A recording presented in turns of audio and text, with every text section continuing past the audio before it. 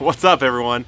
Today we're doing another propagation guide on an herb that a lot of people don't propagate, and it's a shame because it's a pretty nice one, and here it is. Boom! We've got thyme. All right? So there's a couple different ways we can propagate it. I'm going to show you the way that I feel is easiest, most foolproof, requires the least moving parts and tools and gear. So let's go ahead and get to it. Boop, boop, boop. We're going to come in with some good micro-tipped pruners. These are the Fiskars Soft Touch. And just cut off. So you can see you've got, let me see if I can isolate a stem for you.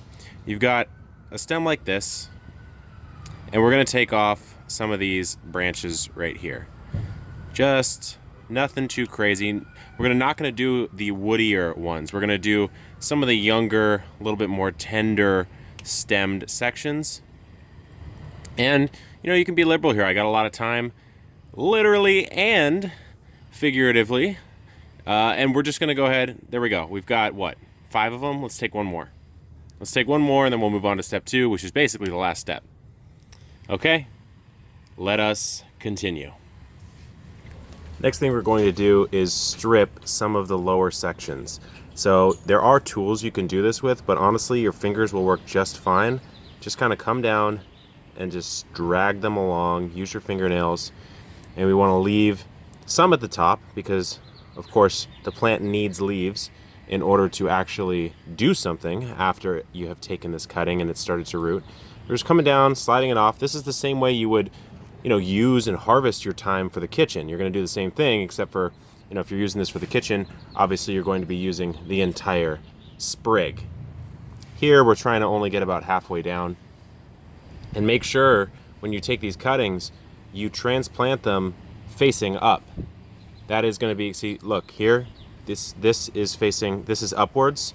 So I would not want to do this. This would take off the growing tip. I want to go this way. You can tell the darker leaf is, the darker side of the leaf is the up facing leaf. So we're going to do that. Boom. And now all we need to do is place them in our little pot here. So I just have sort of a seed starting type of mix here, which basically just means it's a bit thinner. It's a bit finer grained. I'm not using rooting hormone. The reason why is because honestly, you don't need to. And so that just complicates the step for thyme. If you have some around the house and you prefer using it, then by all means, go ahead and use it. But I'm just telling you, it's not absolutely required. So we're just gonna put these in here. Make sure you get down all the stuff that you stripped off. That should be underground. And notice all of these are facing the correct way. If you do it the other way, you're just going to be in a bad spot. You're not going to have any thyme, and you're going to wonder what you did wrong. What you did wrong is you went against the nature of the plant. It doesn't want to be planted backwards. So that's it. Now we just need to hit it with some water, and we'll put it under a humidity dome, and then make sure you save this. I'm going to be using this in my cooking tonight right here. So let's get some water on this. Let's put it in a humidity dome. Let's take our time. And there's so many opportunities for garden puns with this one. And we're just popping the humidity dome right over the top after we've moistened it. You can put this in a 10 by 20 tray. You don't have to do this under light. There's a lot of different ways you can approach that. But that is that, and we're just gonna let that go until it sets root, and we'll know because we'll see growth start to come from the top of those tips, and you can give them a light tug. If they don't come out, you'll know that they've started to set root.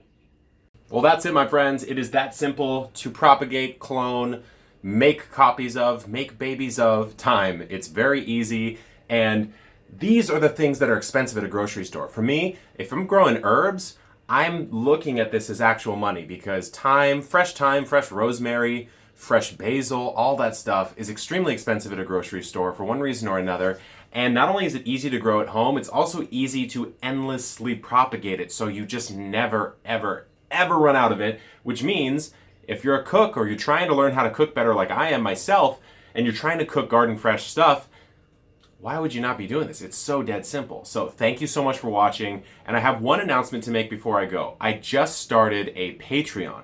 Now, I was hesitant to do this. I love putting these videos out, and I didn't want to directly ask anyone for support directly on YouTube. But you know what? I got a couple comments from some commenters and some readers, some watchers of the YouTube video who said, hey, why don't you have a Patreon? You should put one up. I would love to donate. I would love to support the channel. And so, you know what? I'm going to figure it out. I'm going to do it. And there's a link in the description below that has my basic Patreon page set up. So if you would like to support the channel, you can click on the link below and support however you want. I think I have a thing for $1. For $1, I'll send you an Epic Gardening sticker, and you'll be a part of the Patreon community. And then there's other tiers where I'll send you some more cool stuff, maybe make some exclusive videos, invite you to the Facebook growing group. There's a lot of cool stuff going on there, but that's a quick announcement before I go. And until next time, guys, good luck in the garden, keep growing, and I'll see you on the next video.